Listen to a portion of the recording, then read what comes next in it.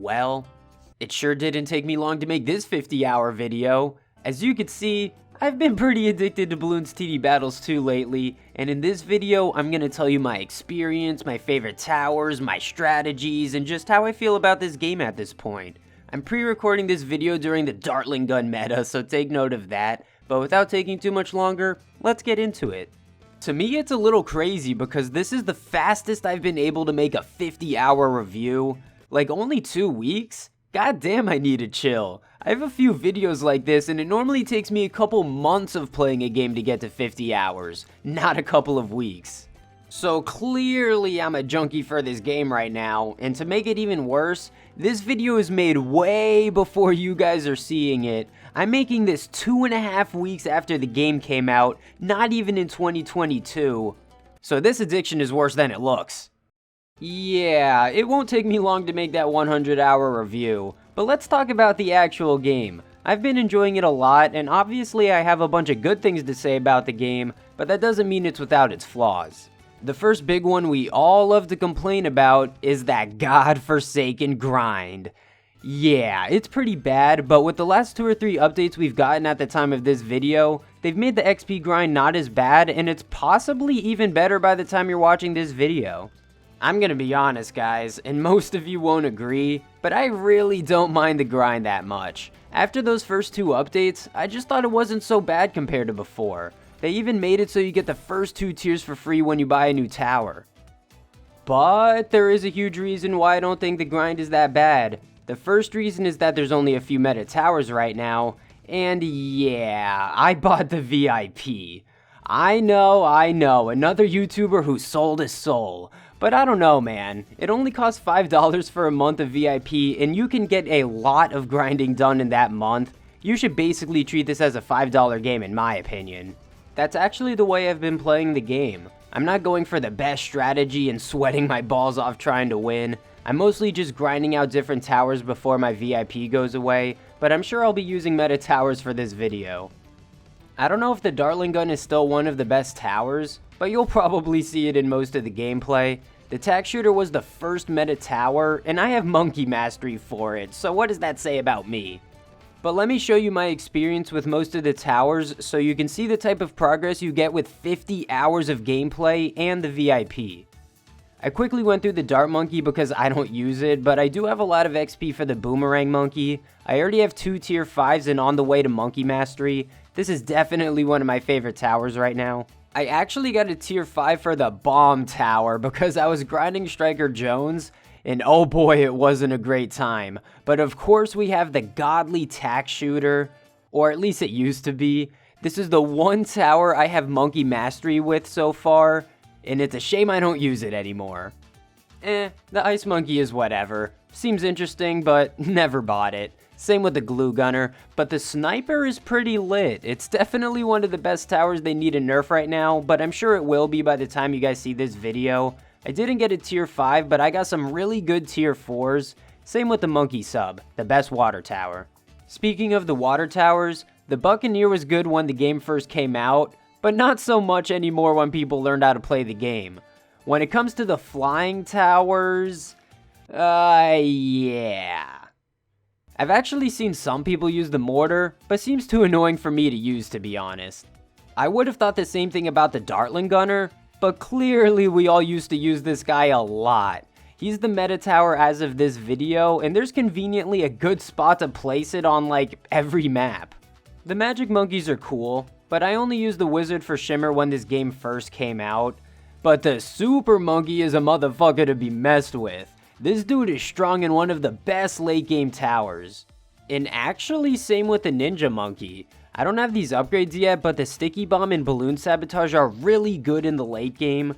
The alchemist is a tower I thought would be used more, and I'm pretty sure it's still good, but I only used it when the tack shooter was the meta.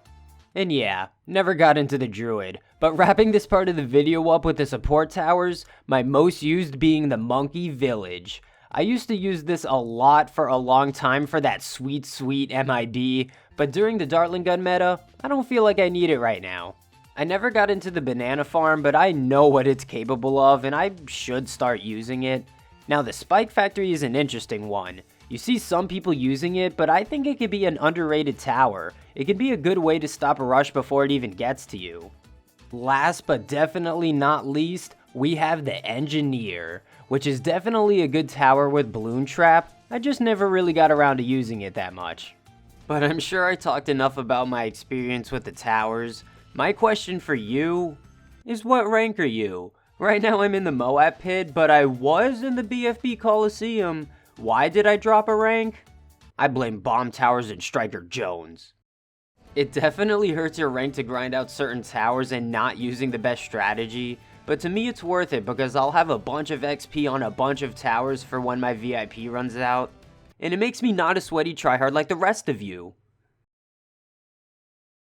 It's kind of a shame because I like to grind out different towers and rank up, but it's kind of hard to do both. Trying to climb up in the ranks reminds me of a more casual version of Hearthstone, and I got ranked legend by the way. That one time. But I imagine after my VIP runs out, I'll start using better and more OP strategies to rank up. Right now we're still in the struggle stage and it's actually fun, using different towers and learning the meta. Even at 50 hours I still have a lot to grind, but we can see the progress from now until my 100 hour review. Speaking of that, let's take a quick look at my profile. I kinda wish there were more stats, but I played nearly 300 games and won a little over half of them. Again, that's the price of grinding non-meta towers. I've sent out 12 million balloons, which sounds like a lot. I guess I've mostly sent out pink balloons because they're the fastest and best eco in the late game. Blues are really good right now as well. The tack shooter is my most used tower, but I know that'll change over time. The only reason Quincy is my most used hero is because I used him a lot when the game first came out. I never use him anymore. I really like Oben and Gwen. I also have these avatars from ranking up, the store, some tier 5s, and just playing the game. The banners and borders are just from ranking up, but you gotta use the best one you have just to flex. But that's pretty much everything there is to show you. I just wanted to give my brief opinion on everything while showing you my progress. This game really has been cracked lately, and it's been fun sharing my addiction with you guys. Man, this game has been in my veins and had me in such a trance that I forgot to mention the things wrong with it. There honestly isn't much, but the game should at least run a bit better. I don't know if there's still that glitch with unstable concoction with the alchemist, but that upgrade would lag the game so badly that it'd have to reconnect. There's a few upgrades like this and they need to optimize the game better, especially for those higher rounds. I'm not surprised because BTD6's co-op wasn't the most optimized, but it's still pretty good. It's just that this game is competitive, so it should just be better. There's also some general bugs and little problems with the game you'll subconsciously notice, but maybe most of it is connection problems. I'm also still waiting for that update after winter break to fix and nerf things like the Dartling gun meta or the snipers, but it should be out by now. Knowing my luck, they'll probably release it as I'm making this video. But even with all the problems and questionable things about this game, I still really enjoy it, and I'm excited to see how Ninja Kiwi updates it for the next 10 years. I don't know how long I'll play this game. I already know I played it more than BTD Battles 1, but let's see how my motivation keeps up until my 100-hour review. Anyway, I hope you guys enjoyed the video. Please leave a like if you did, especially if you made it this far into the video. No, really, you're a trooper. If you did make it this far into the video, drop a comment telling me how many hours you have on this game. At least if you have 50 hours right now, it's not as embarrassing unless you got all that in 2 weeks like me. Don't forget to subscribe if you've been enjoying the content. I've been making a lot of Bloons tower defense videos lately, but I don't only make these type of videos, so check on the screen if you want to see more. And thank you guys for watching the entire video. You're extra special to me, and I'll see you guys in that 100-hour review. Peace.